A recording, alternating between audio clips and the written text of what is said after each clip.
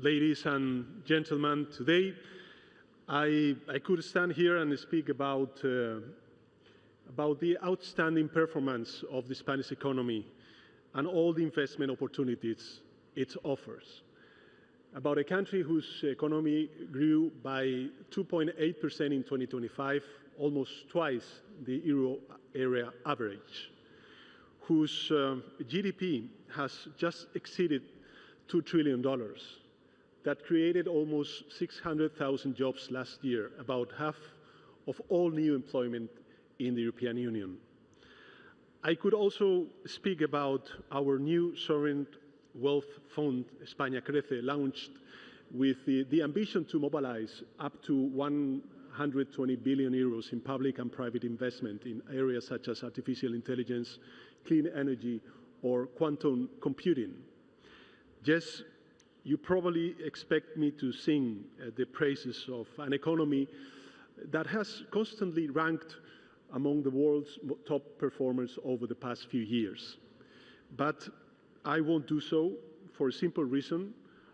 Others do it for us. Just open the Financial Times or The Economist, turn on CNN or Bloomberg, and you will hear about the excellence of the Spanish model.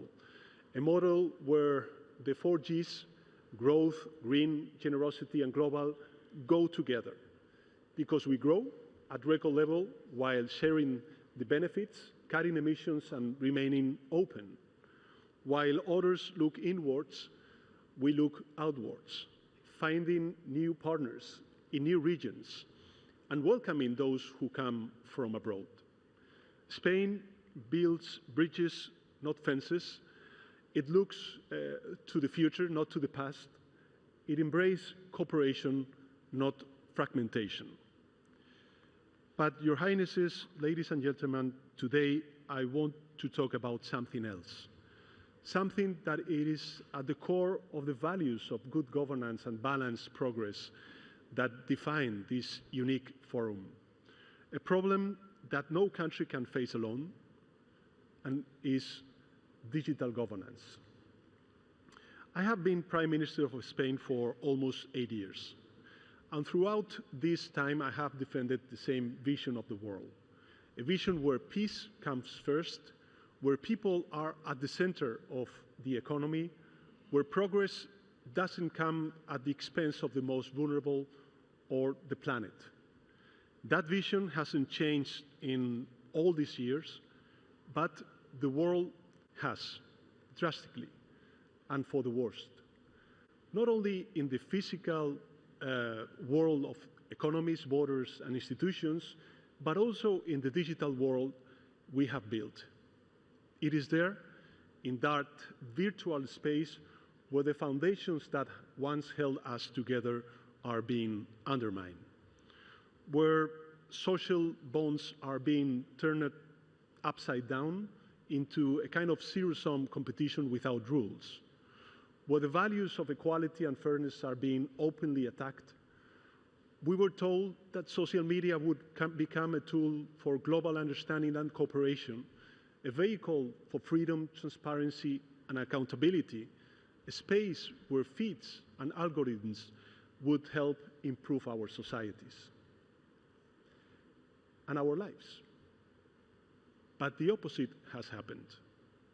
Social media has become a failed state, a place where laws are ignored and crime is endured, where disinformation is worth more than truth, and half of users suffer hate speech. A failed state in which algorithms distort the public conversation and our data and image are defied and sold.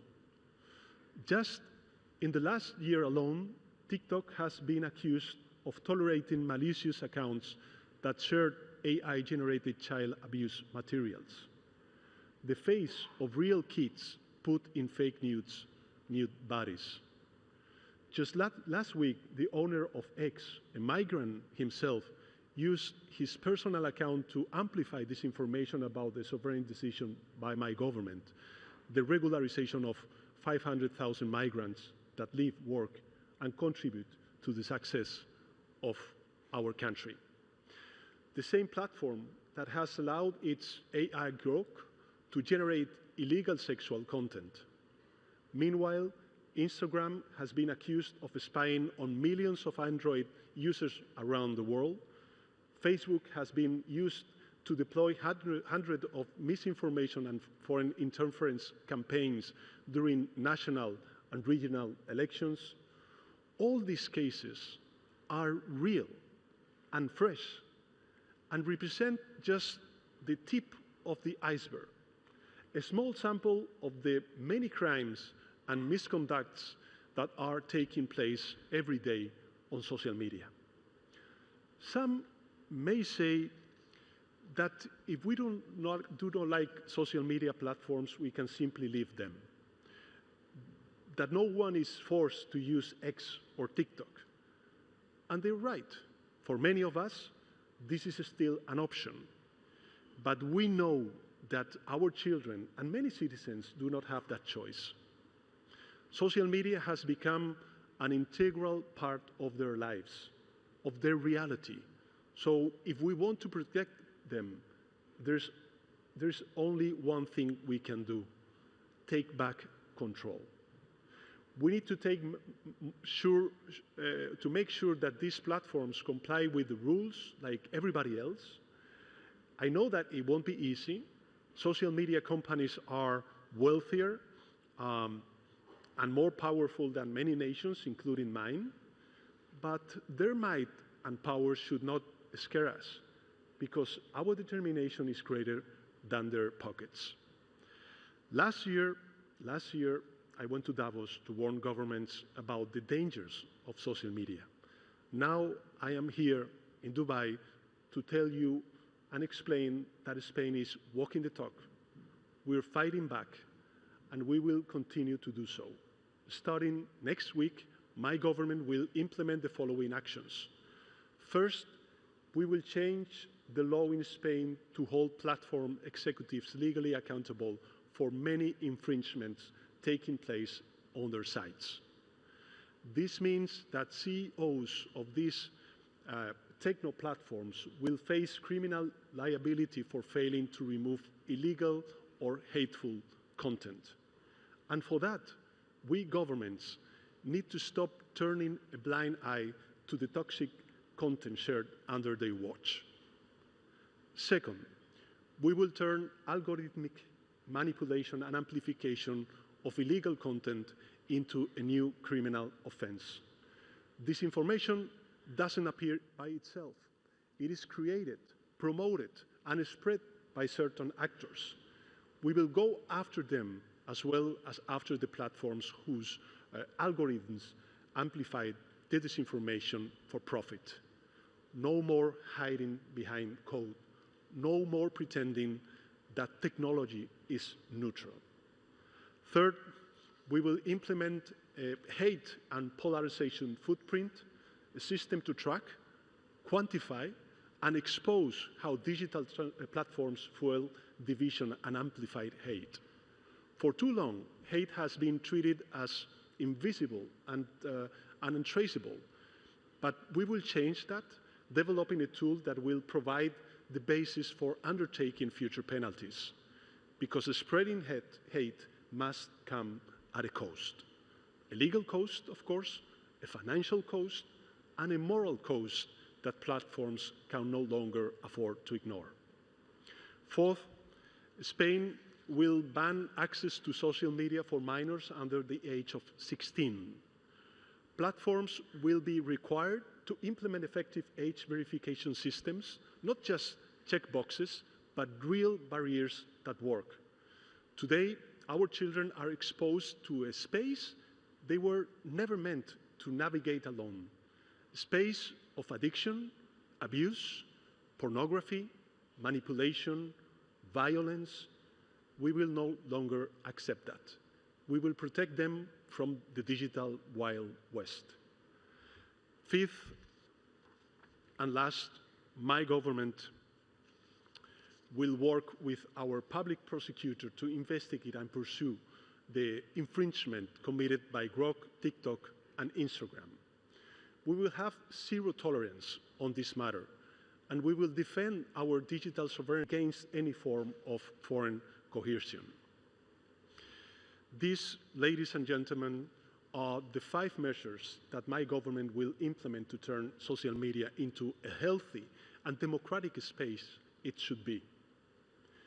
The good social media that we were promised.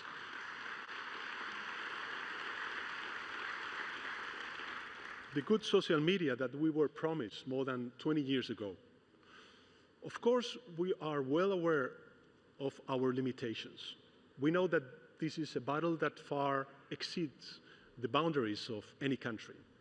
That is why I want to inform you that Spain has joined forces with 5 other European countries in a coalition of the digital willing, committed to enforcing stricter, faster, and more effective regulation of social media platforms.